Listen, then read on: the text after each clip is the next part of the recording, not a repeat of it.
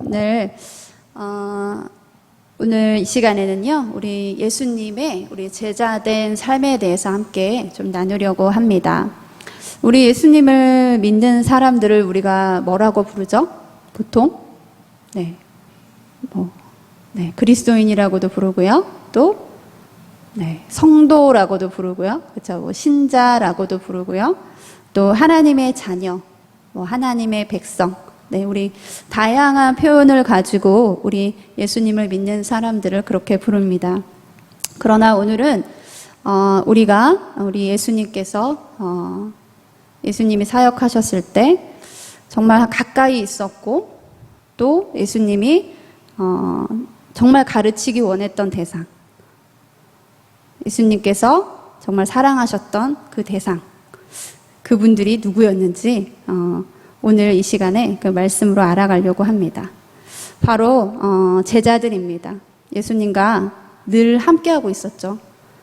제자라고 부르시는 이 자리에 우리를 예수님께서 불러주셨습니다.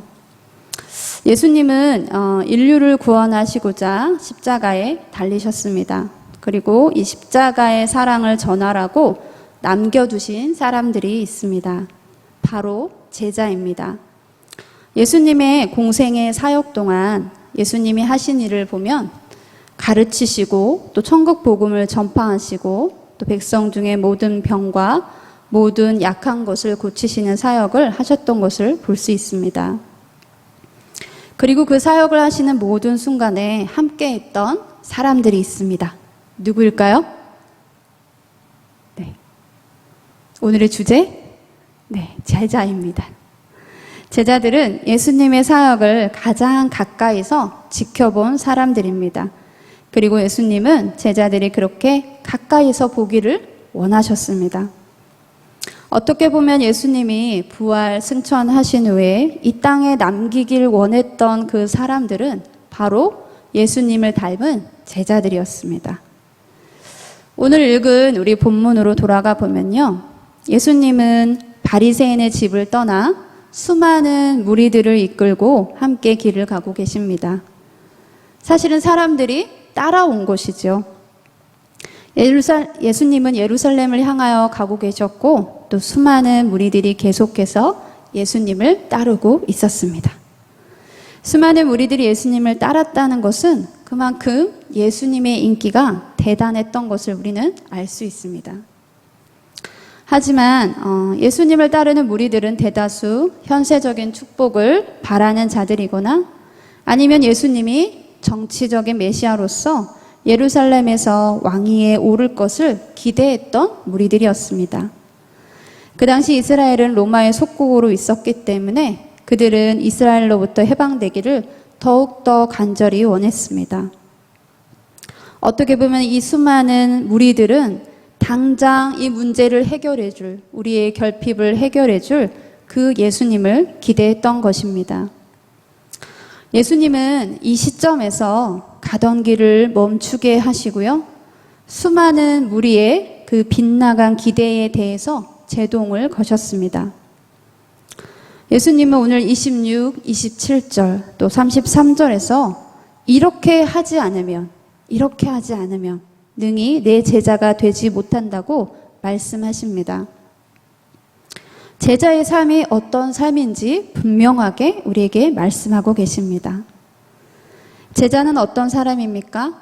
예수님의 말씀을 듣고 따르는 사람들입니다.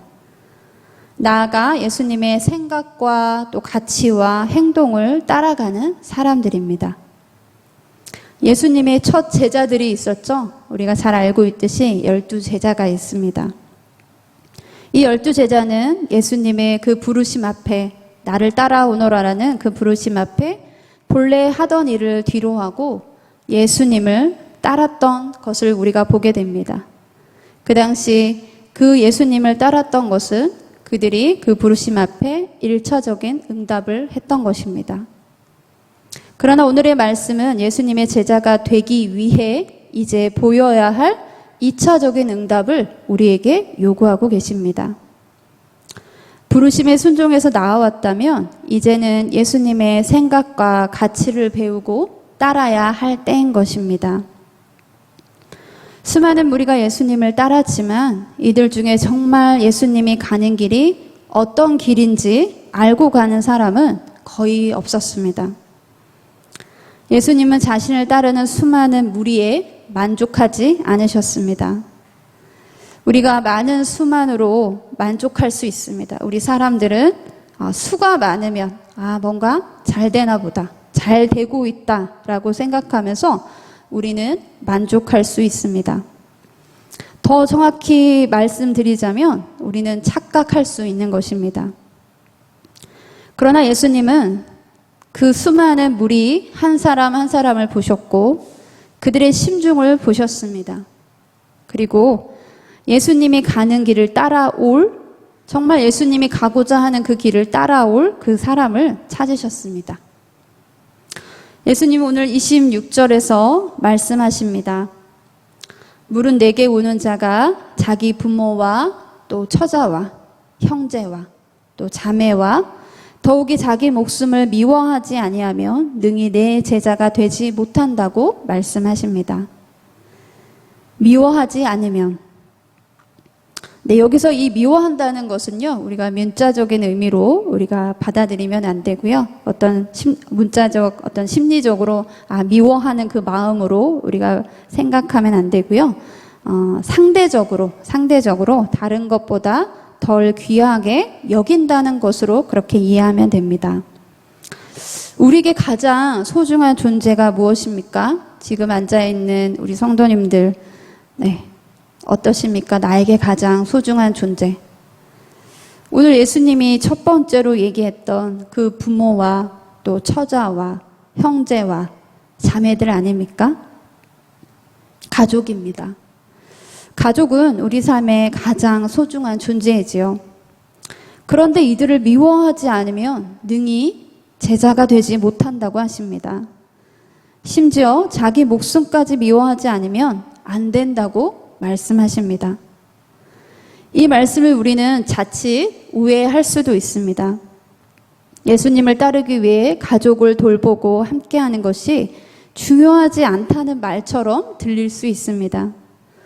그러나 이 말씀의 요점은 이 세상의 그 어떤 것보다 예수님을 사랑해야 한다는 의미입니다.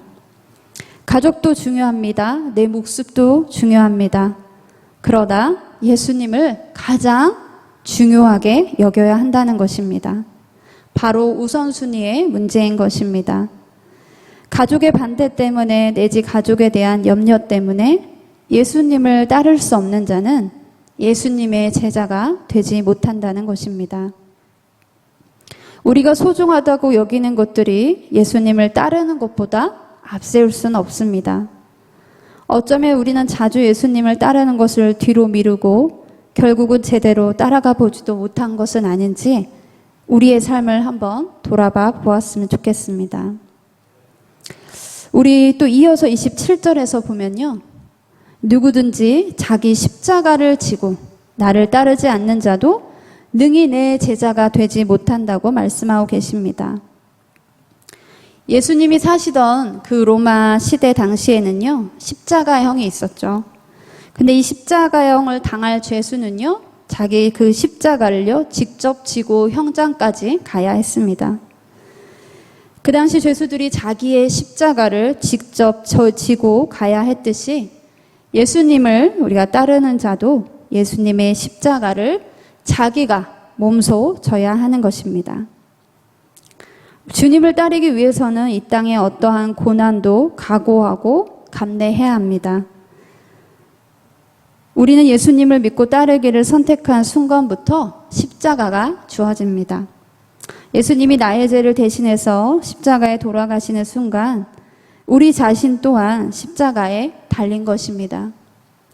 우리 갈라디아서 2장 20절에서 또 이렇게 말씀하고 있습니다. 내가 그리스도와 함께 십자가에 못 박혔나니 그런즉 이제는 내가 사는 것이 아니요 오직 내 안에 그리스도께서 사시는 것이다 말씀하고 있습니다. 우리가 제자의 삶을 살기 위해서는요, 어려움 내지 고난이 자동적으로 따라옵니다. 오히려 순조롭기만 한다면 그것이 더 이상할 정도입니다. 저 또한 믿음이 없는 가정에서 자랐습니다. 그리고 교회를 나가게 될 시점에 열심히 예배에 나갔습니다.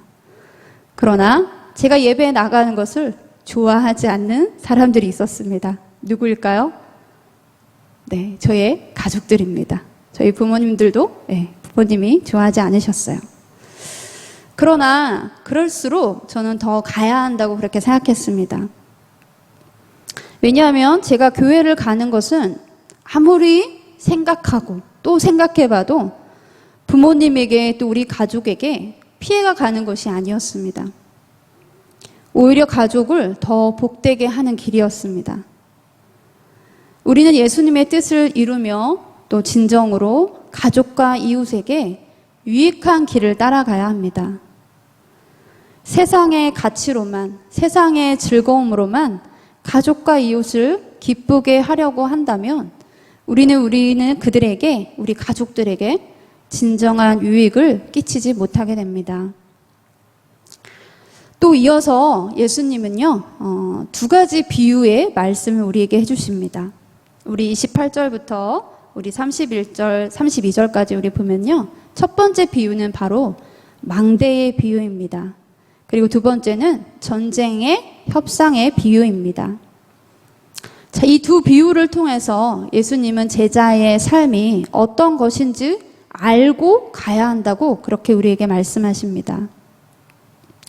망대를 세우기 전에 가진 비용으로 내가 정말 다 지을 수 있는지, 완성할 수 있는지 우리는 계산해 봐야 됩니다. 또 전쟁을 하기 전에 우리가 가진 그 군대의 수로 적군을 이길 수 있는지 먼저 헤아려 봐야 합니다. 제자의 길을 가기 위해서는 각오가 필요합니다. 결단이 필요합니다. 또 그 길이 어떤 길인지를 우리가 알아야 합니다. 33절의 말씀에서 이와 같이 너희 중에 누구든지 자기의 모든 소유를 버리지 아니하면 능히 내 제자가 되지 못하리라고 말씀하고 있습니다. 앞서 두 비유의 결론처럼 말씀을 하시는 것입니다. 우리는 예수님을 따르며 그의 제자가 되려고 결정할 때 모든 소유를 버려야 하는 상황마저 감수할 수 있어야 한다는 사실을 분명히 인지해야 합니다. 감성적인 판단이 아닌, 생각이 아닌 바로 냉철한 판단이 필요한 것입니다. 결국 소유에 대한 집착은 제자가 되는 것, 그리고 구원에 이르는 것을 방해하는 결정적인 요인이 될 수 있습니다. 버리다라는 이 헬라어의 원어를 따르면요, 우리는 당장 결단하고 포기해야 한다고 그렇게 말씀하고 있습니다. 소유에 대한 집착을 버려야 합니다. 또 더 나아가서 자기가 소유한 모든 것을 마음대로 내 것인 양 남용하는 것이 아니라 청지기 정신을 가지고 하나님이 우리에게 맡기셨던 것을 하나님 나라를 위해 잘 사용하는 것이 바로 우리의 사명인 것입니다. 34절에 이렇게 말씀하고 있습니다. 소금이 좋은 것이나 소금도 만일 그 맛을 잃으면 무엇으로 짜게 하리요? 말씀하고 있습니다. 이스라엘의 소금의 대부분은 사해에서 나왔다고 합니다. 그런데 그 소금에는 불순물을 함유하고 있습니다. 그래서 그 소금을요, 제대로 정제하지 않으면요, 맛이 형편없고 또 백해무익해서 음식에도 사용할 수 없게 됩니다. 오히려 그 소금이 처치 곤란하게 되는 것입니다. 실제로 성경의 배경이 되는 팔레스틴 지역에서는 소금을 비료 삼아서 밭에 뿌리기도 했는데, 그런데 이 맛을 잃은 소금은, 제대로 정제되지 않은 소금은 오히려 땅을 황폐하기 때문에 밭에다가 뿌릴 수가 없습니다. 그럼 어디에 버려야 될까요? 그냥 길바닥에 버려야 합니다. 35절 말씀에서 땅에서도 거름에도 쓸데없어 내버리느니라 그렇게 말씀하고 있습니다. 마찬가지로 제자들도 앞서 말씀하신 이 제자도의 그 조건을 따르지 않으면, 지키지 않으면 백해 무익해진다고 그렇게 말씀하고 있습니다. 예수님은 마지막으로 들을 귀 있는 자는 들을지어다 라고 말씀하십니다. 예수님은 결코 이 제자의 길을 강요하는 것이 아닙니다. 제자의 길이 어떤 길인지 알려주시고 각자 계산해보고 헤아려보고 따라오라는 것입니다. 오늘 말씀의 주제는 바로 예수님의 제자로 산다는 것이라는 주제인데요. 이 예수님의 제자로 산다는 것, 또 하나님의 자녀로 산다는 것, 이것이 어떻게 우리가 억지로 사라지는 것이겠습니까? 우리 자녀들을 볼 때 저도 이렇게 보니까 고등학교 때까지는 억지로 교회 예배에 나가게 할 수 있는 것 같습니다. 네, 온갖 협박으로, 네, 다양한 협박으로 예배의 자리에 나가게는 할 수 있는 것 같습니다. 그러나 이 종교적, 어떻게 보면 그것은 종교적이고 또 형식적인 그런 신앙 생활을 하는 것일 텐데요. 그러나 20살 성인이 되면요, 더 이상 우리는 억지로 교회에 나가라고 할 수가 없습니다. 그때는 부모님의 신앙이 아닌 자기 신앙으로 나아가야 됩니다. 바라기는 지금 자라나는 우리 주일학교 아이들이 더 이상 부모님의 신앙이 아닌 자기 신앙으로 예수님을 사랑하는 마음 때문에 주일 예배에 나오고 또 세상에서도 참된 제자로 살아낼 수 있기를 기도합니다. 종교적인 신앙 생활과 또 제자로 사는 것은 다른 삶이라고 볼 수 있습니다. 예수님은 안식일에만 활동하신 것이 아니라 나머지 6일 동안 거의 매일같이 활발하게 하나님의 말씀을 가르치시고 또 복음을 전하시고 또 치유 사역을 하셨습니다. 신앙생활이 이 교회에서만 이루어지고 교회 밖에서는 말씀이 내 삶에 영향을 미치지 못하고 또 내가 만나는 사람에게도 영향을 미치지 못한다면 그것은 종교적 형식적인 신앙생활을 하는 것이지 예수님의 제자된 삶을 사는 것은 아닙니다. 혹여라도 자신의 이익을 위해 예수님을 따르는 것처럼 행동하는 것은 아닌지 우리는 항상 우리 자신을 들여다볼 수 있어야겠습니다.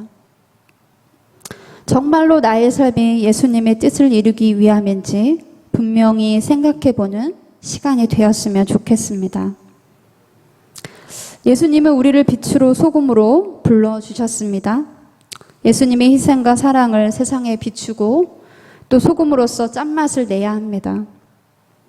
제자로서의 정체성을 기억하며 제자다운 맛을 내야 합니다.